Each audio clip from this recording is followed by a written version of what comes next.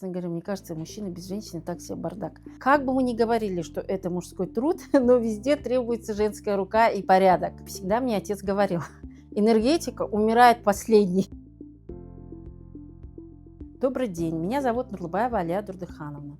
Свой профессиональный путь я начала еще в далеком 1991 году. Работала на электростанции Республики Узбекистан, лаборантом химических анализов.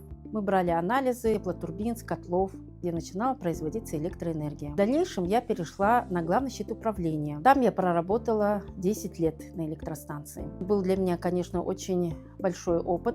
В 2001 году я переехала в город Актюбе. Стала работать уже в той энергосистеме. Начала я свою профессиональную деятельность с электромонтера второго разряда. Плюс к этому я уже чертила схемы, что было мне очень интересно, потому что я развивалась дальше. В 2007 году я стала инженером производства технического отдела, где мы уже стали заниматься расчетами, сметами, дефектными ведомостями, рассматривали, как строить линии, как улучшить энергоснабжение. У нас тогда уже появился в городе первый СИП. И в 2007 году, в октябре, я стала уже руководить производственно-техническим отделом.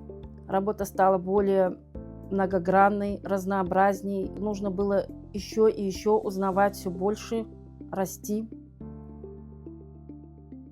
Как женщина в мужской профессии я сталкивалась с таким трудностью, как недоверие. И все время надо было доказывать. А для того, чтобы доказать, надо было все время учиться.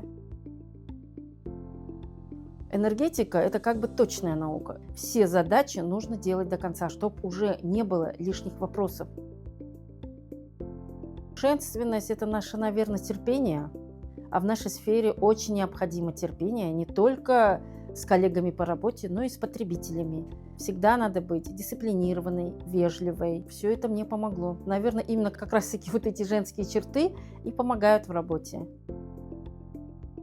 В обычной жизни я, наверное, во-первых, мама. Мама сына, воспитательница. Думаю, молодые девушки не должны бояться работать в энергетике, потому что самое главное, если они хотят раскрыть свой потенциал, работать, если они любят эту работу, эту профессию, то не надо бояться. Мой коллектив – это, наверное, моя команда, моя семья. У каждого возложены свои функции, мы держимся друг за друга. По собственному желанию я выбрала энергетику, но у меня и отец энергетик. И всегда мне отец говорил, энергетика умирает последней. Может все закончится, но энергетика умирает последней, она всегда нужна. А я всегда хотела работать именно в той сфере, в такой серьезной сфере, которая действительно нужна человечеству. В следующем выпуске я хотела бы увидеть этого человека.